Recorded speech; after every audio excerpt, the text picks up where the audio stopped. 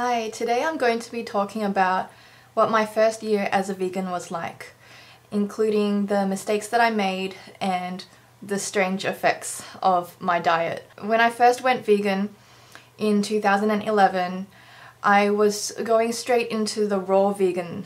So I had read books like 80-10-10 by Doug Graham, and I had been reading a bit of Frederick Paternode's newsletters and his blog, and so I knew that the raw food diet was very healthy and it had the power to detox your body because of all this extra fiber, and all the fresh food would be definitely good for our body.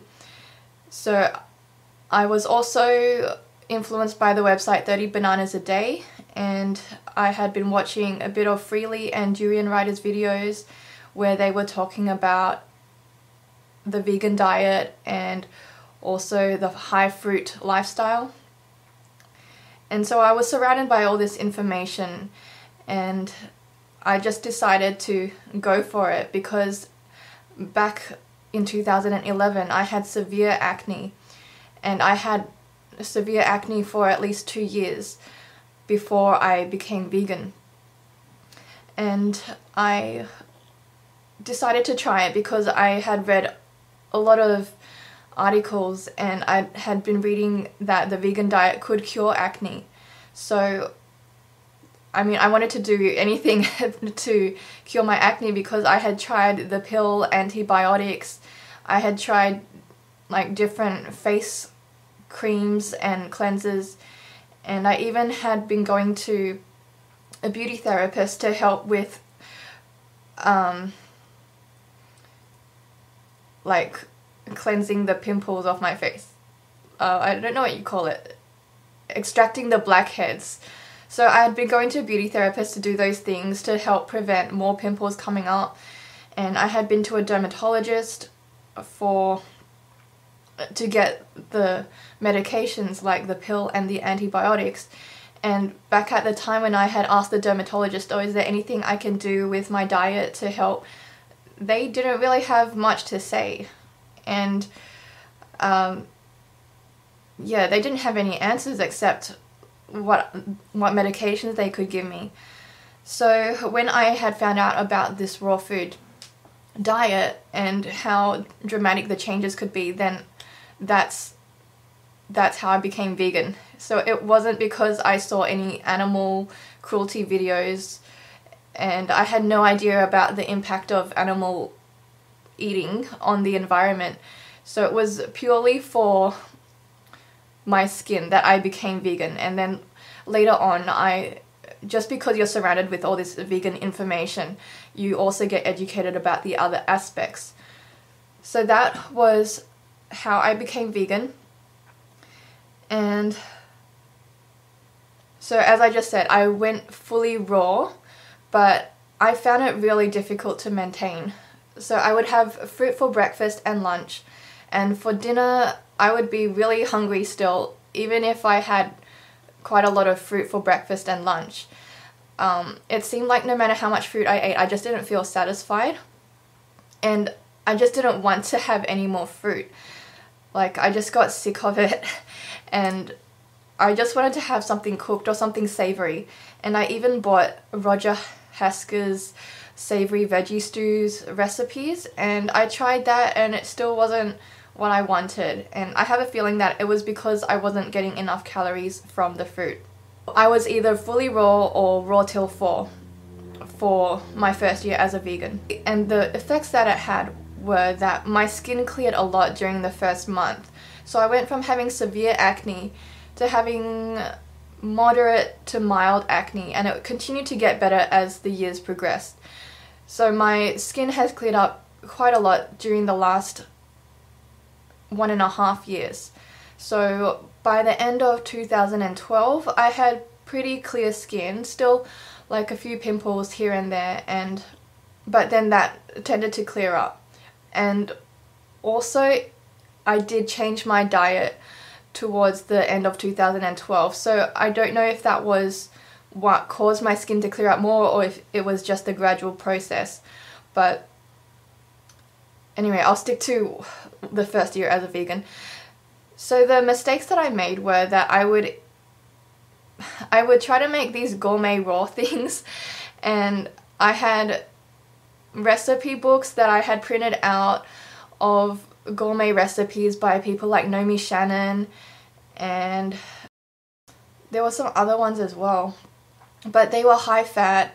Mainly I would make them for dinner, but because I had been on the website 30 Bananas a Day and they warned against that kind of thing, I didn't get too much into it, so that was lucky. I think the only mistake I made with the high fat raw thing was just wasting my time downloading the recipes and bothering to make them. So that's why I was raw till 4 for a lot of the time. I would have a cooked meal for dinner, and the longest that I went raw was about 1 week. And then after the 1 week, cooked veggies tasted so good. Like, it just was the best thing I ever tasted after a week of being raw.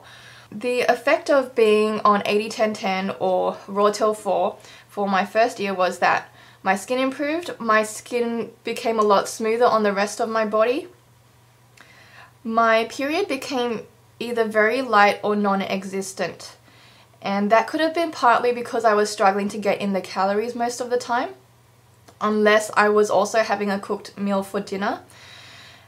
Another thing that happened was that my face tended to go more orange. I think maybe that was because I ate a lot of mangoes during the summer, but I'm not really sure. It could have also been the cleanser that I used, because I used a cleanser that had exfoliating properties, and maybe that made my skin a bit weird. But my face was like a different color from my neck sometimes. Like, obviously now it's normal, but at the same time now I'm not eating as much fruit. So maybe if I started eating a lot of mangoes again, or if I was to eat a lot more of the fresh food, then my skin would change color, but I don't think it would happen. Maybe it was just for that period of time. I also became quite puffy. I found that my face, I already have a little bit of a double chin, like if I go like that, or if you, like, I don't know, from a bad angle it looks like I have a double chin. And that kind of got worse on the first year of being fully raw. And it could have been all that fruit that was just bloating me up. Yeah, I don't know the actual cause of it, but I'm just saying that that's what happened. And I also put on some weight. I know this is a common experience with some people who go fully raw with high fruit, that they do get some bloating or put on weight, especially if they go to this high fruit diet from a standard diet. Like, of course the body is going to be adjusting in some way, and that's what happened with me. And I found that as I incorporated more cooked food into my diet, especially closer to the end of 2011, then it kind of went down a bit with the bloating. And now that I eat raw till 12 and I have fruit for breakfast and a cooked meal for lunch and dinner, I don't get much bloating at all. I actually find that's a good balance for me, having fruit for breakfast and then having the cooked starches for lunch and dinner, because I still get that cleansing effect of the fruit for breakfast, but then I also get that more satisfying feeling of eating the cooked starches, and just it's easier for me to get in calories and to feel satisfied with the cooked starches. So that's what works for me. And also because it's winter here, I find it a lot easier to add more cooked food into my diet than to eat a lot of fruit, because the fruit in winter in Australia just doesn't taste that good. Like, I had some bananas this morning and they're not that nice. I still eat them because I think they're healthier than eating the cooked starches, but I wouldn't have it for anything more than breakfast. And of course you can make it taste better by making it into a smoothie or adding dates, but today I was lazy, so I just had the bananas by themselves.